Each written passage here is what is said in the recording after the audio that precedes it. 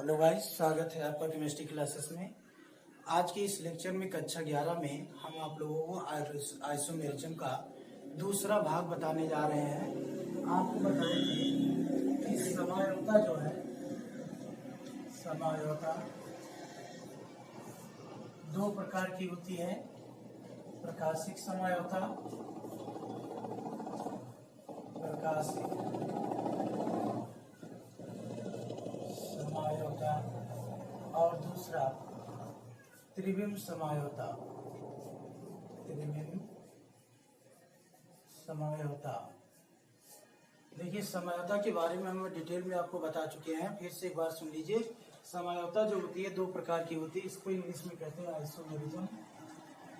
Isomerism और इसको कहते हैं ये है संरचनात्मक समयोता। ये है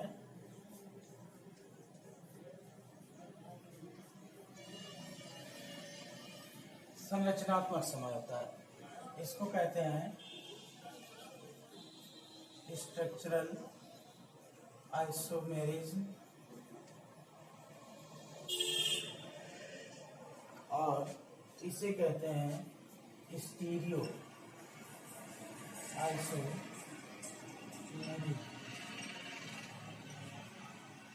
देखिए समयोता के बारे में आपको पहले भी बताया जा चुका है। समयोता की परिभाषा और उदाहरण, ये सारी चीजें। तो समयोता के बारे में बहुत ज्यादा बताना नहीं है, बस इतना जान लीजिए इसमें कि समयोता जो होती है वो मुख्य रूप से दो प्रकार की होती है। संरचनात्मक समयोता स्ट्रक्चरल आइसोमेरिज्म और त्रिविम समयोता स्टीरियो आइसोमेरिज्म। अब ये जो संरचनात्मक समयोता होती है ये 5 प्रकार की होती है। श्रृंखला समयोता, श्रृंखला समयोता, समयोता स्थान समयोता, स्थान समयोता, क्रियात्मक समयोता, क्रियात्मक समयोता और मध्यायोता,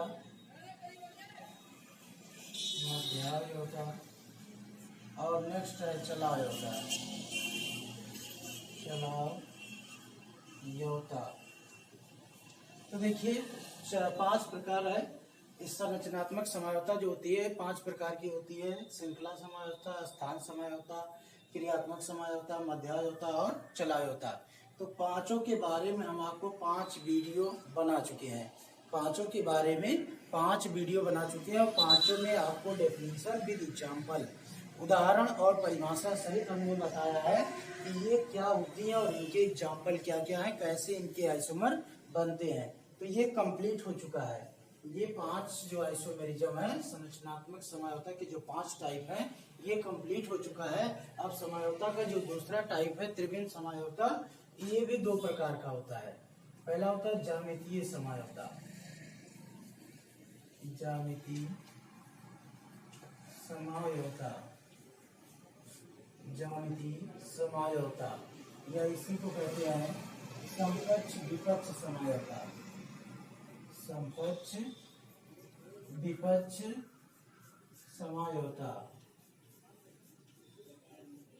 समकक्ष विपक्ष समयोता या इसी को कहा जाता है सिस ट्रांस समयोता, सिस ट्रांस समयोता, सिस ट्रांस समयोता। और दूसरा है प्रकाशिक समयोता,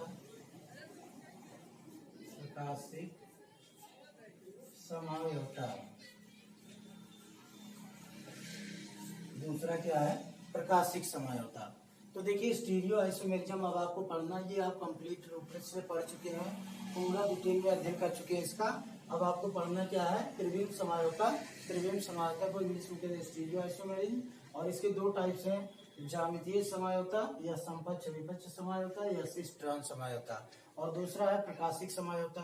तो देखिए पहला हम ज्यामितीय समयोता को परिभाषित करेंगे कि ज्यामितीय समयोता वास्तव में होता क्या है, इसके कौन कौन से उदाहरण है और किस प्रकार इसके हम आइसोमर बना सकते हैं। चलिए एक एक करके हम देखते हैं। पहला देखेंगे ज्यामितीय समायोजकता, फिर दूसरा देखेंगे प्रकाशिक समायोजकता।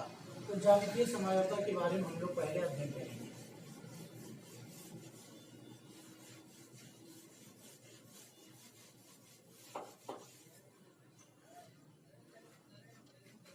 देखिए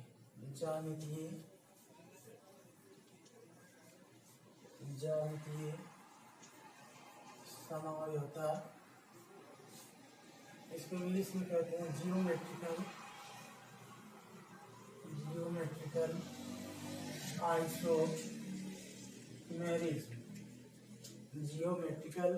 आइसोमेरिज्म, या दूसरा है सिस ट्रांस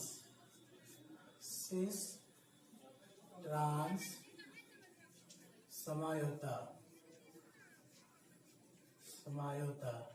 इंग्लिश में भी इसको कहते हैं सिस ट्रांस आइसोमेरिज्म,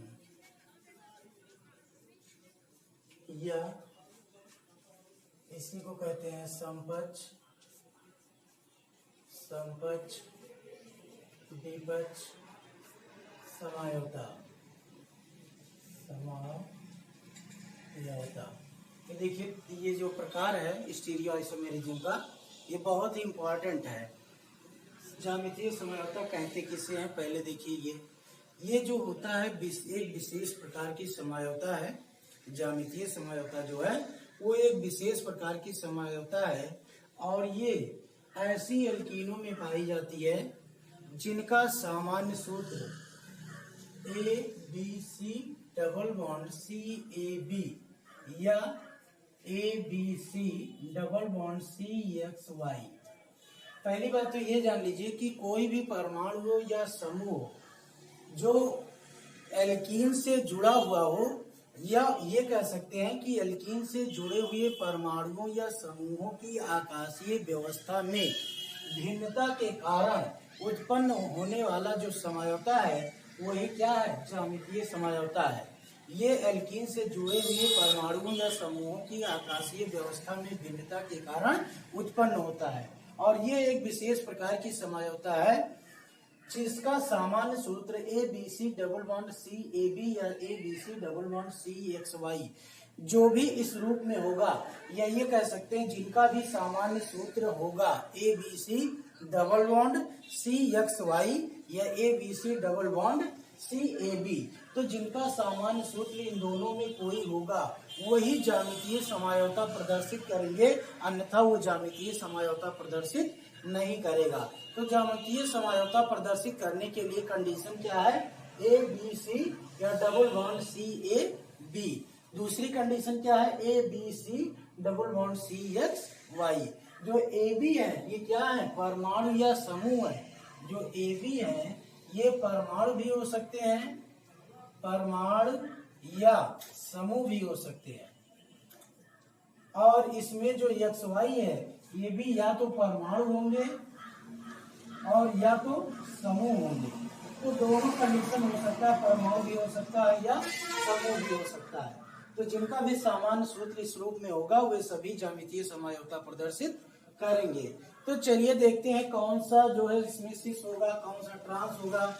सिस को कहते हैं समपक्ष और ट्रांस को कहते हैं विपक्ष। तो ज्यामितीय समायोजकता में हम इसको इसके फार्मूले से ही निर्धारित कर लेंगे कौन सा सिस फॉर्म है और कौन सा ट्रांस फॉर्म है। देखिए इसकी कंडीशन क्या, C डबल बॉन्ड CAB। तो इसमें देखिए A चाहे परमाणु हो या समूह हो, B चाहे परमाणु हो या समूह हो, तो ये दोनों देखिए सेम पक्ष में है, समान साइड में है, तो इसको कहेंगे समपक्ष। देखिए B सेम साइड में, A सेम साइड में, तो ये क्या हो गया, समपक्ष हो गया। ये क्या हो गया, समपक्ष रूप हो गया। अब इसका विपक्ष रूप क्या होगा, तो विपक्ष रूप में हम इसका बना लेंगे C डबल बॉन्ड C, और यहाँ हो गया A, यहाँ हो गया B, यहाँ हो गया B, यहाँ हो गया A। अब देखिए जो A और A है ये अपोजिट डायरेक्शन में है। देखिए ये दोनों क्या है, अपोजिट डायरेक्शन में, और B और B ये दोनों भी क्या है, अपोजिट डायरेक्शन में है। तो A अपोजिट डायरेक्शन में है, B अपोजिट डायरेक्शन में है, तो इसका मतलब ये क्या है, विपक्ष है, एक दूसरे के क्या है, विपरीत है। तो इसको हम कहेंगे ये क्या, कौन सा रूप है, विपक्ष रूप है, ये विपक्ष रूप है। समझ में आया। तो देखिए एक ही फार्मूले को हमने दो रूपों में व्यक्त किया, समपक्ष रूप और विपक्ष रूप। अगर कोई परमाणु या समूह इक्वल है और दोनों सेम साइड में है, समान पक्ष में है, एक ही ओर है, तो उसको हम कहेंगे समपक्ष रूप। और अगर दोनों परमाणु या समूह जो कि सेम है, बिल्कुल अपोजिट डायरेक्शन में है, एक दूसरे के विपरीत है, विपक्ष है, तो उसको हम कहेंगे विपक्ष रूप कहेंगे। अब दूसरा एग्जाम्पल देखिए, जो ए बी है, इसको हम किसी परमाणु या समूह से प्रतिस्थापित कर देते हैं या उसके स्थान पर रख देते हैं। तो चलिए हम ए के स्थान पे ले लेते हैं, ए के स्थान पर CH3 और बी के स्थान पर H। तो ये हो जाएगा C डबल बॉन्ड C, तो ए के स्थान पर हो गया CH3 और इसके स्थान पर H, ये CH3H। अब देखिए H और H ये दोनों क्या हो गए, सेम साइड में, समपक्ष रूप है, समान पक्ष में है, तो इसको हम कहेंगे समपक्ष रूप। इसको हम क्या कहेंगे, समपक्ष रूप, या इसी को हम दूसरे रूप में कहेंगे सिस फार्म। इसको क्या कहेंगे, सिस फार्म। और इसका विपक्ष बनाएंगे तो हम एक दूसरे को क्या करेंगे, उलट देंगे। लेकिन यहाँ पर देखिए 3D है, त्रिविम है, त्रिविमीय समझौता है, तो त्रिविम समझौता में इसको एक साइड को रख के स्टेबल करके दूसरे को अपोजिट करना है। तो इसको हम चाहे इसको स्टेबल कर देते हैं, चाहे इसको स्टेबल कर देते हैं, और दूसरे वाले को विपरीत कर देते हैं, दूसरे वाले को उलट देते हैं। तो यहाँ H हो जाएगा, ये CH3। अब देखिए CH3 क्या हो गए, विपरीत डायरेक्शन में है, अपोजिट डायरेक्शन में है, विपरीत दिशा में है, तो ये क्या हो गया, विपक्ष हो गया। इसमें देखिए हाइड्रोजन कैसे हैं, ये दोनों भी विपरीत दिशा में है, तो ये क्या हो गया, विपक्ष हो गया। तो इसको हम क्या कहेंगे, विपक्ष रूप कहेंगे, विपक्ष रूप कहेंगे, या इसी को इंग्लिश में क्या कहेंगे, ट्रांसफार्म। ये ट्रांस रूप है या ट्रांसफार्म है, और ये सिस फार्म है। तो आपको बात समझ में आई कि जिनका भी सामान्य सूत्र ABC डबल बॉन्ड CAB होगा या ABC डबल बॉन्ड CXY होगा, ये सभी प्रकार ज्यामितीय समझौता प्रदर्शित करेंगे। और ज्यामितीय समझौता में भी ये सिस ट्रांस समझौता या समपक्ष विपक्ष समझौता ही दिखाएंगे। अब देखिए बात इसकी आती है, तो इसके लिए हम अलग से संकेत करते हैं या इसका अलग संकेतन बनाते हैं, EZ संकेतन। देखिए ये वाले कंडीशन के लिए तो हम आपको बता दिए, इस तरीके से आप निकाल सकते हैं। अगर दोनों परमाणु जो कि इक्वल है, सेम साइड में है, तो उसको हम कहेंगे समपक्ष रूप। अगर विपरीत साइड में है तो उसको कहेंगे विपक्ष रूप। तो इस तरीके से हम ABC डबल बॉन्ड CAB वाला फार्मूला अप्लाई करके हम पता कर लेंगे कि समपक्ष रूप है कि विपक्ष रूप है, सिस है या ट्रांस है। लेकिन जब दूसरी कंडीशन आएगी तो इसके लिए एक इसी का प्रकार हो जाता है, ज्यामितीय समझौता के ही दूसरा रूप है, या ये कह सकते हैं सिस ट्रांस का ही दूसरा रूप है, जिसको हम EZ संकेतन के नाम से जानते हैं। तो इसका हम हेडिंग बना लेंगे, ज्यामितीय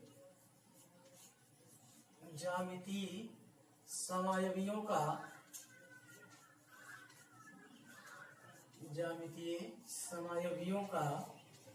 EZ संकेतन,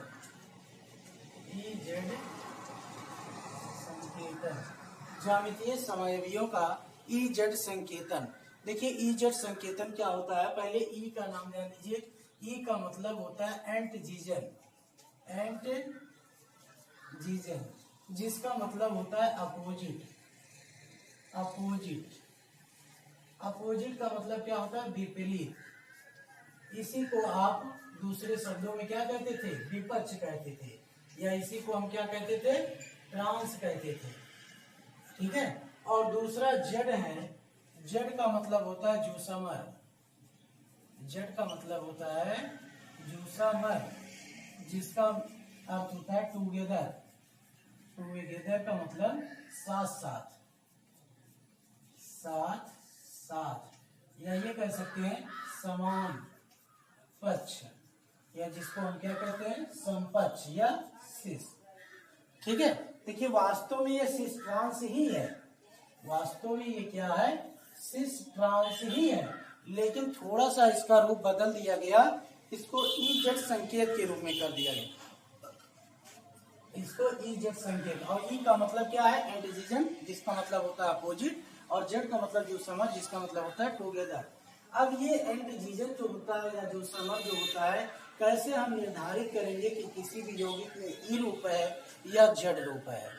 ठीक है, तो देखिए आपको जानकारी के लिए बस इतना याद रखिए, जो आपका ई फॉर्म होता है, कहने का मतलब ये ट्रांस होता है, और जो आपका जेड फॉर्म होता है ये क्या होता है, सिस होता है। बशर्ते ये किस फार्मूले के लिए है, ABC डबल बॉन्ड CXY। कहने का मतलब इसमें चारों परमाणु या समूह क्या होना चाहिए, अलग होना चाहिए। देखिए A है, B है, X है, Y है, चार के चारों परमाणु या समूह कैसे हैं, डिफरेंट टाइप हैं, भिन्न भिन्न प्रकार के हैं। तो भिन्न भिन्न प्रकार के परमाणु या समूह हम इसमें लेंगे। तो देखिए अगर इसके बाद संरचना बना लेते हैं, C double bond C XY AB। तो देखिए इसका निर्धारण कैसे करेंगे, इसका निर्धारण करने के कुछ नियम है। सबसे पहले इसमें देखा जाता है उच्च प्राथमिकता, जो डबल बॉन्ड युग्म बंधित कार्बन परमाणु हैं उनसे जुड़े हुए परमाणुओं या समूहों की उच्च प्राथमिकता देखी जाती है। अगर कोई परमाणु या समूह उच्च प्राथमिकता का है, कहने का मतलब उच्च प्राथमिकता किसे कहेंगे, जिसका परमाणु क्रमांक अधिक होगा उसको हम उच्च प्राथमिकता वाला परमाणु या समूह कहेंगे। तो इन चारों में देखा जाएगा, जिसका परमाणु क्रमांक उच्च होगा उसको हम उच्च प्राथमिकता वाला परमाणु कहेंगे। इधर भी देख लेंगे, इधर भी देख लेंगे। तो जिधर उच्च प्राथमिकता वाले दोनों परमाणु अगर सेम साइड में है तो उसको हम कहेंगे जेड। अगर उच्च प्राथमिकता वाले दोनों परमाणु या समूह अपोजिट डायरेक्शन में है तो उसे हम कहेंगे ई। और कैसे पता करेंगे कि कौन उच्च प्राथमिकता का है, कौन निम्न प्राथमिकता का, दोनों परमाणुओं में से जिसका परमाणु क्रमांक उच्च होगा, जिसका परमाणु क्रमांक अधिक होगा उसको हम उच्च प्राथमिकता का परमाणु कहेंगे, और जिसका परमाणु क्रमांक कम होगा उसको हम निम्न प्राथमिकता का परमाणु कहेंगे।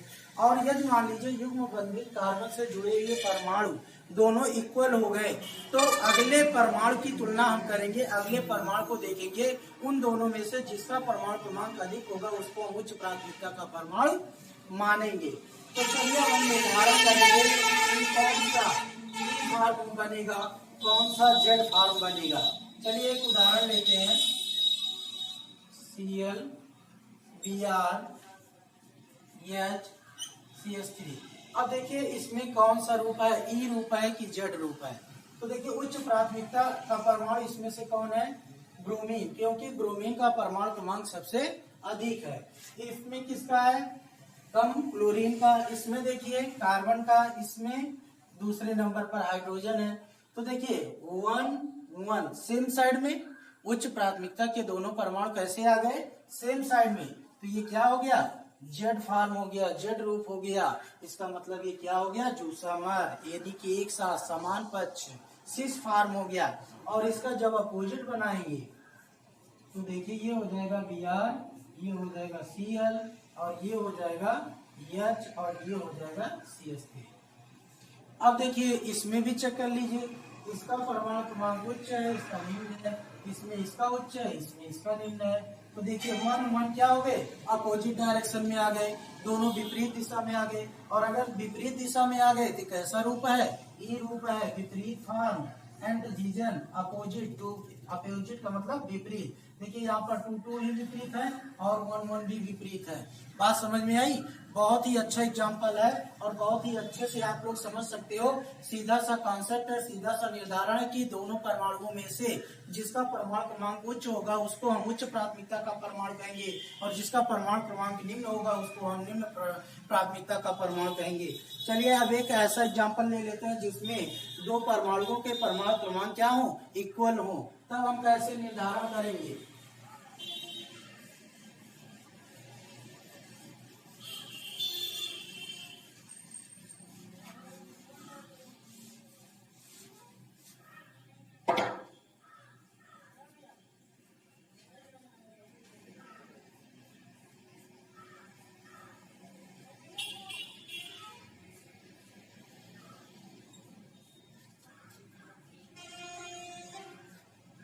अब देखिए यहाँ से इन दोनों में से देखिए ये उच्च प्राथमिकता का है, ये निम्न प्राथमिकता का है, इसको हम 2 लिखेंगे। इन दोनों में बताइए, देखिए ये भी कार्बन से जुड़ा है, ये भी कार्बन से जुड़ा है, तो ये कार्बन कार्बन 6 कार्बन में है, तो पड़ोसी वाले कार्बन का देखेंगे उसका भी 6, उस पड़ोसी का देखेंगे उसका भी, सबका 6 है। यहाँ देखिए कार्बन का 6 है, 2 परमाणु दोनों कार्बन का 6 है। इसका बगल में हाइड्रो, इसके बगल में क्या है कार्बन है, इसके बगल में क्या ऑक्सीजन, तो ऑक्सीजन का कितना होता है 8, कार्बन का कितना होता है 6, तो उच्च प्राथमिकता का कौन हो गया ये क्या हो गया निम्न प्राथमिकता का। देखिए 1 1 क्या हो गया सेम साइड में, तो ये क्या हो गया जेड, ये समपक्ष रूप हो गया, cis रूप हो गया। लेकिन अगर इसका ट्रांस रूप बनाना है तो हमें क्या करना पड़ेगा, एक को स्टेबल करके या एक को ये कह सकते हैं अस्थायी रूप से करके, दूसरे को हमें क्या करना पड़ेगा उलट देना पड़ेगा। तो हम इसको उलट देते हैं, ये CH3 और ये हो जाएगा COOH, ये हो जाएगा C6H5। अब इसमें देखिए 1 हो गया, 2 हो गया और यहाँ पर 1 हो गया, 2 हो गया। अब देखिए एक एक कैसे हैं, विपरीत दिशा में है, विपक्ष में है, तो इसको क्या कहेंगे, इसको कहेंगे ई एंटीजन। ठीक है, इस प्रकार आप लोगों को अच्छे से समझ में आया होगा ज्यामितीय समझौता या सिस ट्रांस समझौता या समपक्ष विपक्ष समझौता। ये आपका एक समझौता ज्यामितीय समझौता कंप्लीट हो गई अच्छी तरीके से। और आप लोगों को अगर ना समझ में आया हो तो आप किताब की हेल्पिंग बुक का यूज कर सकते हैं। हेल्पिंग बुक से एक्सरसाइज करिए और एक्सरसाइज करने के बाद उसको जो भी प्रॉब्लम हो आप बताइए, उसका सोल्यूशन हम आपको प्रदान करेंगे। तो इस तरीके से आपका ज्यामितीय समझौता कंप्लीट हुई और अगले वीडियो में हम आपको प्रकाशिक समझौता के बारे में बताएंगे।